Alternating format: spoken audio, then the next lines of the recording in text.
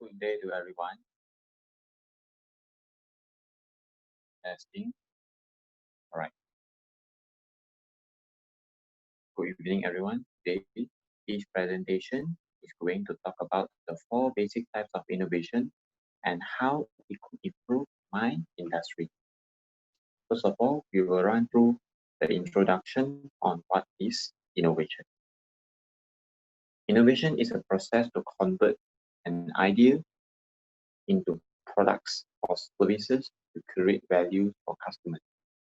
So it is aligned with risk taking in the process of creating a new market by bringing in revolution technology or services with new technology. So along the way, it is unavoidable for businesses to stay afloat, relevant, and competitive today. It has to be innovation. These are some importance and examples of innovation. Innovation helps companies to grow, to become more profitable, successful, achieving its goal. All right. Innovation, it happens incrementally. So for certain companies, it's termed like growing through merging and acquisition. For some, it's through business restructuring and so on. In fact, through some of my studies, I found out that 517 new websites is created every minute, and 8 billion devices will stay connected to the internet by 2030. And executives believe that among the Fortune 500 companies, 40% of it will be wiped off if they do not innovate due to the level of disruptive technology coming up in the future. So there are 4 types of innovation. Basic research, which focus pretty much on research development, right? So in basic research, here you can see the problem is not well defined, even the domain is also not well defined. Then we look at breakthrough innovation. In this matrix, it is open innovation, all right? The problem is well defined, the only thing is the domain is unclear. Then we look at disruptive innovation. In this model, the domain is clear, but the problem is still not well defined, unclear yet. The last one, sustaining innovation. In this matrix, both the problem and the domain is also well defined. So now we will go through in detail on each of these innovations and some of the examples and case studies. We start off with basic research. Basic research happens very common in university, laboratories, research centers. Okay, it's the effort given to discover something new or how could things work in a new way. The outcome is still not too specific yet. Some example is like Alan Turing's discovery about the universal computer. MNC like IBM, they also have their own resources to invest in labs for basic researchers. Google also conduct basic research. Every year, they invite about 30 top researchers to fund these research projects. And in 2006, Intel, after numerous basic research conduct, we managed to hit a succeed by innovation called TikTok, which is an alternative technology that utilize microarchitecture innovation and process innovation to push them out of the market of the competitors. Then we look at sustaining innovation. Sustaining innovation is like a step-by-step improvement. It happens gradually and incrementally to an existing solution to further satisfy the existing customer. So if you look at this photo, the market is created when there's people required and the job is required to be done. All right. So this model is also according to a study by Harvard Business School's professor, Sir Clayton Christensen. He believes that the market is formed by a group of people with a need for the job to be done, and this is when sustaining innovation happens. So some examples is like Pfizer, the world's largest pharmaceutical company. Through continuous improvements, it managed to build its brand and pipeline, and also through acquisition. So some of the blockbuster medicine is like Vajra, okay? And then Toyota Production System. In TPS, tolerance for a certain degree of risk and failure is necessary for growth. Failure is a learning process to them. So when they achieve improvement, through sustaining innovation, they will replicate the same system to the other production line. Next, the third one, disruptive innovation. So it is a product or service that initially emerged as a simple application at the bottom of the market, but attractive and affordable compared to the existing. So this innovation model works on three principles: enabling technology, innovative business model, and coherent value network. Coherent value network meaning that it involves the value supply chain from suppliers to customers to end users to contractors, everyone. So there are three examples for disruptive innovation that I have find out.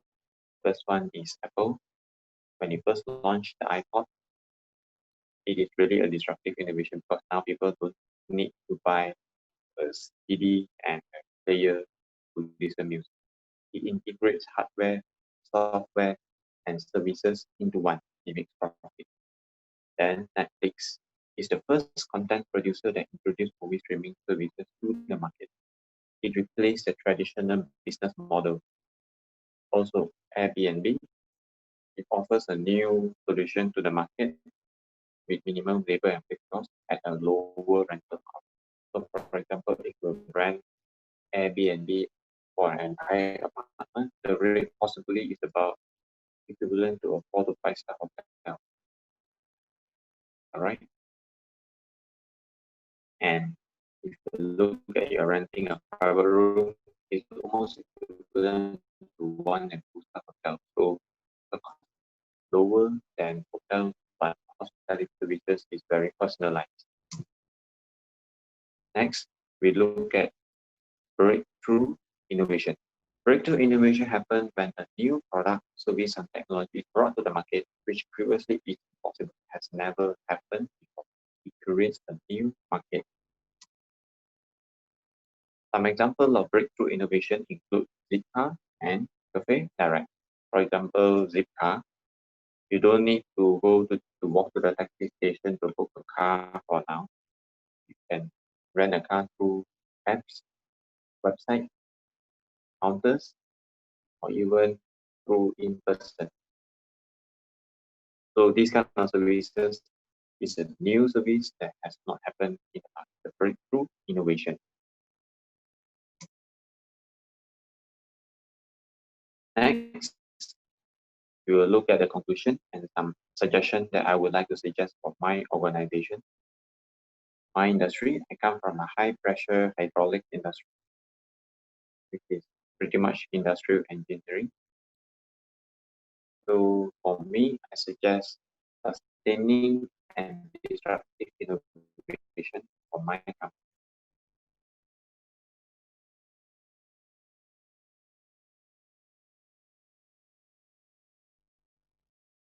Sustaining innovation, first of all, to improve, we can take the achievement from various key hydraulic players in the market as a yardstick and innovate our own product to the end user.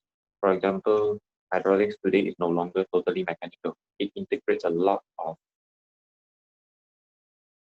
fluid power and electronic diagnostic systems and all these kind of smart system software. So by doing so, the gap between motion, drive, automation is reduced. It saves time, it improves communication, and improves productivity. The second improvement that we can do is implementation of a new product with improvement features, which is environment friendly, premium, but affordable to the market. One example is the brand Siegen. It's a manufacturer from Swedish, premium quality coupling for the past 60 years. So one of the flagship product is this sample, the X65 range. So some of the salient features of this improvement include safety, reliability, resistance, robustness. And the third improvement that I would suggest is disruptive innovation. There are numerous proven records of new hydraulic components from the European manufacturers, which gradually replace conventional design in the past. So in Asia market, innovation is required to change demand from component design into system design. People are now looking into a whole system, for example, a synchronous hydraulic system, which can control efficiency, improve accuracy, and all this is considered like a smart system. All in all, before I end, I would like to highlight that by means of continuously adding improvement and innovation to any organization, I believe all of us can survive and be successful in the market for a long time. We need to strive to provide solutions with competitive advantage and value added to customers and end users to benefit them in the long run. Supply chain starting from the suppliers, distributors to contractors, end users, and everyone. That's it all for my presentation. Thank you very much.